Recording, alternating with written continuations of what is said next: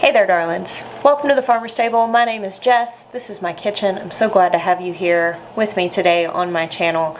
I'm getting ready to put dinner together and put it in the oven. It's actually the middle of the afternoon, but this is going to take a while to cook, and we have our family coming over for dinner tonight. Now, I know a lot of you came over from my original YouTube channel, Roots and Refuge. At this point, we're closing in on 100,000 subscribers. Was kind of hoping to see that goal by the end of the year. I'm still like holding out that could happen. So please subscribe if you haven't, and I would love it if you would share my channel with anybody who you think that it would be a service to. But you know, here I'm mostly cooking and talking about food. I don't really go as much into our family dynamic, but my husband Jeremiah and I have been married for 14 years now. We have a blended family. Between us we have 6 children, so our oldest daughter, Malia, came with Jeremiah. She lives here. She grew up actually living with her mom and stepdad and was always just visited us on the summer and holidays, but now she lives right here in town. She lives with my brother-in-law, and so we're really excited to have her close. And then Jackson is also 19. He came with me. He's a freshman at the University of South Carolina, about an hour from here. And then Asher also came with me. He is 17, turning 18 this coming spring, and graduating from high school. And then we have our 3 little boys together, Toby, Ezra, and Ben, who are 12, 11, and 9. But we also have Jeremiah's youngest brother, Noah, moved in with us when he was 14, so we kind of like finished raising him. We call him our bonus son. His wife Maddie and their daughter Harlow live close. That's who Malia lives with. And then Michaela is my husband Jeremiah's youngest sister, who also moved out here to South Carolina with us, and she is, you know, very much kind of part of our immediate family, does a lot of things with us. And so when I say we're having a family dinner, it typically means that all or almost all of that group will be here. So routinely, probably at least every other week or so, I cook a meal big enough for all of those people. Tonight, it's roast.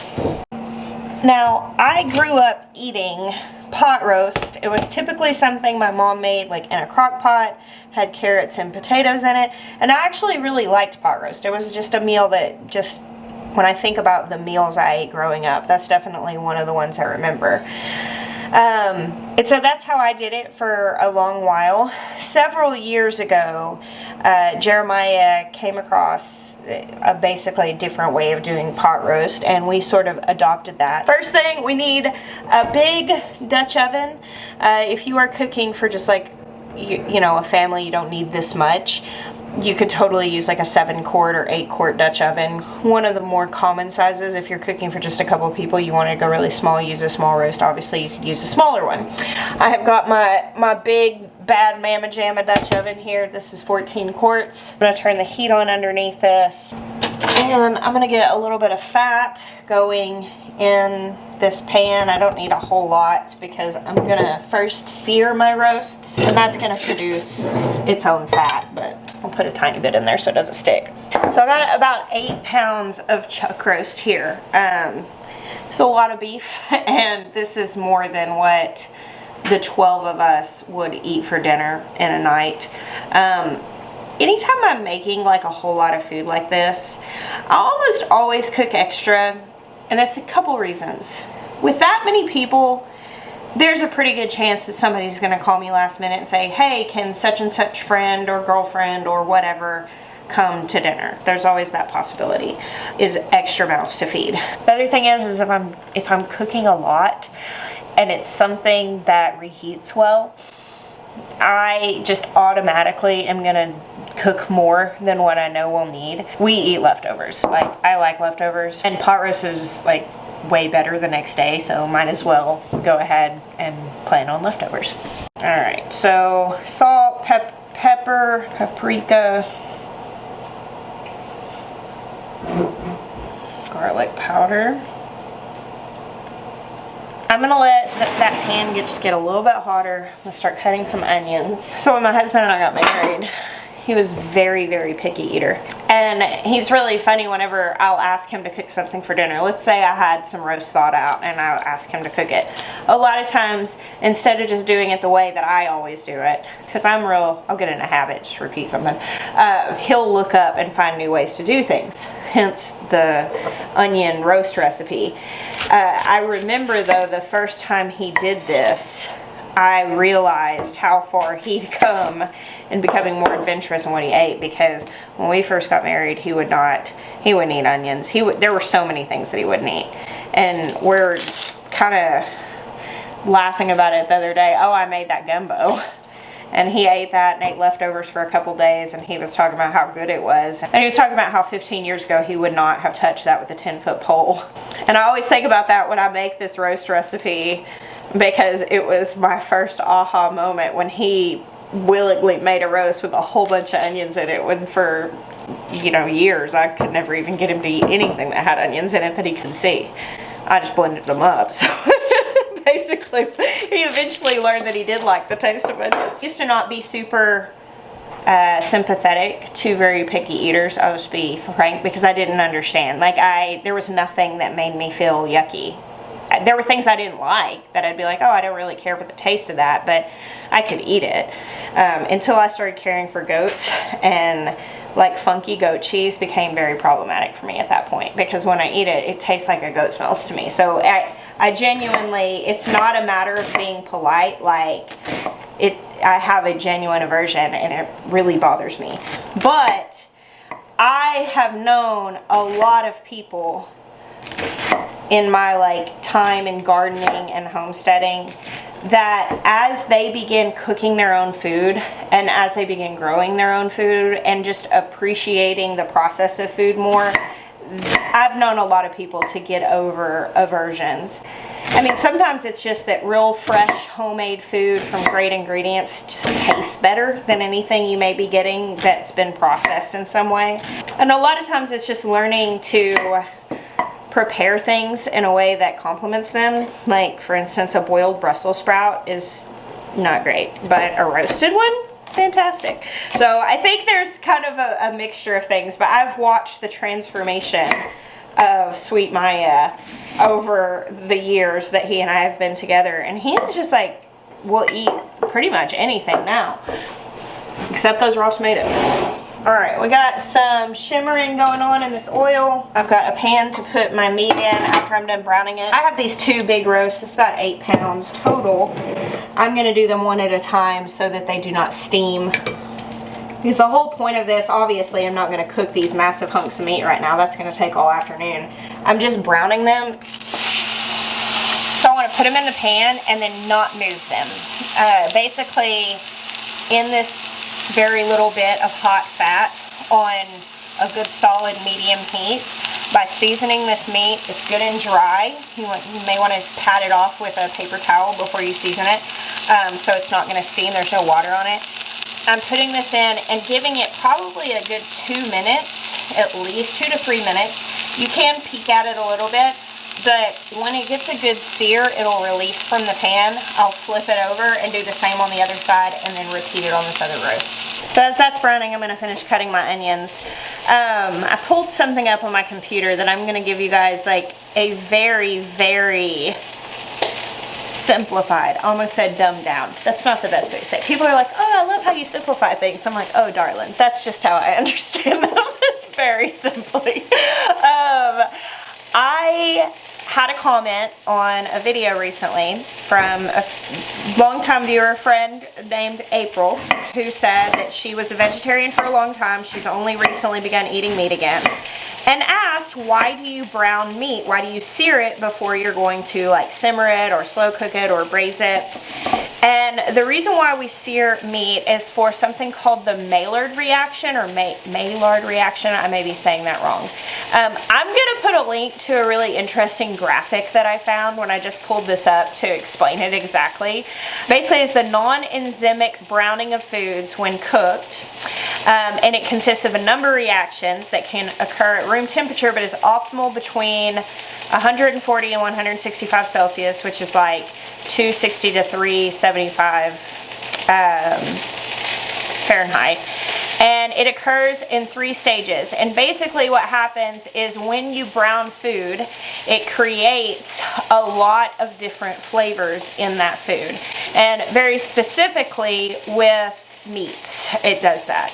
And so if I were to just throw these roasts in to simmer them, it wouldn't have as much flavor. So anytime you are cooking any meat, like if you're putting chicken in a soup, or if you're putting roast in the oven, if the other day I browned the ground meat to put in a chili, I browned the cooked smoked sausage to put in my gumbo. If I'm making broth of any sort, I always even just take beef bones and roast them first, because it's going to add a lot of flavor to your food. But I mean, it's the same case with, like, you know, toast tastes different than just plain bread.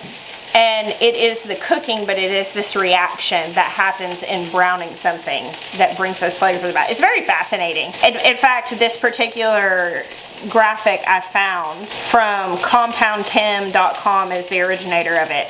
But it talks about the different polymeric substances which contribute, and basically different enzymes and things.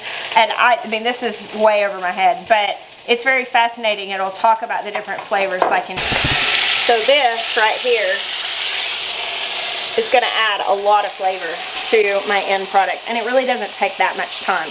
I love learning about, like, the chemistry behind cooking, because I think that anything that feels hard, whenever you realize that it's just cause and effect, it just empowers you so much to realize you can do it. Like, you can do it and be good at it. I mean, that doesn't mean you won't make mistakes, but you can be good at it. It's the same thing, you know, like I always tell people in the garden, like, seeds want to grow. This isn't rocket science. You're not a bad gardener. You just don't know how it works yet and how to work with it. And it's the exact same thing in the kitchen. When people are like, oh, I can't cook, I'm like, that's silly. Like, you just don't know how. Yeah, maybe you can't cook, but it's not because you're a bad cook. Nobody is inherently bad at cooking. You just haven't learned how to do it yet. I can't cut hair.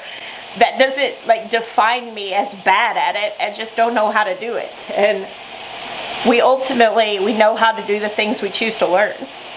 So the power's in your hands. You want to be a good cook, learn how to do it.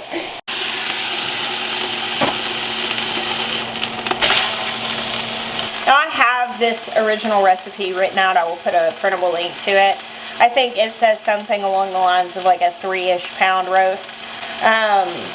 Today I'm doing 8 pounds of roast. I'm only doing 4 onions. So I didn't multiply everything along the original recipe. Like, it's fine. It's all roundabout. I probably won't measure anything today, but anytime I'm trying to write down a recipe for y'all, I'm just sort of like going for a roundabout, but I implore you to tweak it and make it to your liking.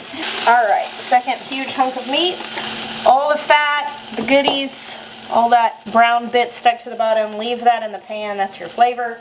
Now I'm going to put in this big pile of thinly sliced onions. And we're going to saute these for a few minutes. I'm really trying to, like, cook these intensely, just softening them a little bit and sweating them down. My onions have browned a little bit on the edges, softened a little bit. They're not super cooked. I'm going to put, I don't know, it was like 7 or 8 cloves of minced garlic, a couple tablespoons of Worcestershire sauce, a couple tablespoons of apple cider vinegar, and then we want to do some bay leaves, dried thyme. I usually put quite a bit of that in, a couple tablespoons of that at least. Some onion powder for good measure. I know we got a bunch of onions in here, but I don't want that flavor to be weak. And then salt and pepper to taste. I mean, I don't know. I don't know if you like that. I can't tell you how to salt and pepper your food. But, like, the fact that anybody puts any salt or pepper measurements on any recipes is hilarious to me, because you know you cannot make everybody happy all over the place as far as YouTube reaches with any salt and pepper measurements. Alright, meat goes back in on top of this. And any juice you've got in your pan, give it back to the roast. And then you need some broth. I've got chicken broth today. And you need it to cover at least halfway up on the side of your roast. Now I would normally cook this in a 275-degree oven. And for this much meat in a 275-degree oven, that would probably take at least like 4+ hours. I'm gonna do the oven at 325 today. I don't have as much time and I just need the meat to get cooked. I'm gonna put the oven, I've got it at 300 right now. I may even bump it up to 325 here in a little bit. I'm gonna check on it and see how it's going. I've only got about 3 hours for this to be done. And that's pushing it kind of fine on this much meat. I should have started a little earlier, but it'll be okay. You know, worst comes to worst, we'll just eat a little bit of a late dinner. This is so heavy. I got nervous. I turned it on 325. It's not gonna make that big of a difference. As I said, ideally lower temperature for a longer time would make it more tender and less likely to like dry out, but I'm not concerned really about that drying out. So I will pick up cooking here in a little bit, probably more like 45 minutes or so before we're ready to eat. But the thing I like about doing this roast with the onions is at the end we're actually going to take some of the liquid out and use cornstarch or arrowroot powder, and we're going to actually thicken it up to make it sort of like a gravy and put it back in there with all those onions, and they cook down to this most amazing au jus with the roast. And I actually like to make mashed potatoes with this, and I usually will roast carrots. So we're still getting a very similar thing as the pot roast I grew up with, which was meat, onions, potatoes, carrots, but it's just different textures, different methods, and it just has so much flavor, and I really love that. So I'll see you guys in a little bit. All right guys, welcome back in the evening. Gonna be a little more noise going around. Family is here. I just pulled these carrots out of the oven. I want to show y'all the next step. I love carrots like this. So just take some peeled carrots, you know, leave them whole. If they're huge, like if they're big honking carrots, you could cut them like in half long ways. And you could probably do this with any carrots. You can do it with baby carrots even. I've got melted butter. I'm gonna put a little bit of maple syrup in there, a couple tablespoons of that. Paprika. They already have salt and pepper on them. I put oil, salt, and pepper on them and then roasted them in the oven until they're mostly soft enough. I mean, preference, some people may like their stuff a little more firm, but just maybe like 5 minutes shy of being done. This took probably like 25 or 30 minutes. So here's my goods, my melted butter, herbs. Oh, I did thyme, did I say that? I'm gonna drizzle this all on here. Stir them to be coated in that. And then feta. This isn't a whole lot of carrots on this tray. We're also probably gonna have a salad tonight. A little bit of feta on there. And these are going back in the oven for like 5 minutes. You don't wanna put them back in for too long after you've put the maple syrup on, because it's going to caramelize in the heat, and so that's why you wait till the end to put that mix on. But that's pretty much what it's going to look like. So Maya actually made some mashed potatoes. Alright, here's the roast. Honestly, this probably could have cooked a little bit longer, so what we're going to do tonight, like the outer parts are very soft and fall apart tender, and as I said, I made more than we needed, so I'm going to pull these outer parts off and we'll serve them, and the parts that could use a little bit more cooking, I will transfer what's left over into a smaller Dutch oven with a good bit of this juice, and I'll stick it in the fridge, and then tomorrow, instead of like heating up an individual bowl of leftovers, I'll essentially cook that other Dutch oven with what's left over for a little bit longer, so it will tenderize a little more. I knew when I started that I was starting late, and had this just been one single roast, it would have completely cooked just fine. It was 3 hours, but being that it was two really big ones, it really needed more like 4 hours. As I said, we have enough that we can eat tonight, and that's fine. Normally I would do this next step in the pan I cooked everything in, but since, as I explained, I'm gonna save some of this broth unthickened to cook the meat the rest of the way tomorrow. What's still a little tough. Now I've just ladled out a good bit. I'm gonna put it on the stove. So next you're gonna take a scoop of your broth, and you can use cornstarch if you like, or I'm gonna use arrowroot powder, but just something to thicken it up. Mix it in a separate bowl in a smaller amount and then stir that into the whole. Just because when you're using these kinds of powders, sometimes they'll clump up. It's a lot easier to deal with here. Alright, stir that in. If you're using cornstarch, it needs to be heated in order to really set. Arrowroot powder, I don't think really needs it as much. But if you add that stuff in as soon as this comes out, it's already very hot, and it usually does thicken up as it cools. Alright, so this is the part that was thicker. That it's definitely edible now, but it'll just be, since there's going to be leftovers, I'd rather save this because it'll just reheat a little better. I don't have to worry about it drying out because it still has some cooking it can stand to do. And then over here is the stuff that I'm going to serve tonight. And as you can see, I'm not really aiming to get this really thick. You could, if you wanted, add enough cornstarch and arrowroot to really thicken it up. But I like it just about like this. Alright, here's a plate. Let me show y'all what this looks like. There's the onions and the juice and broth.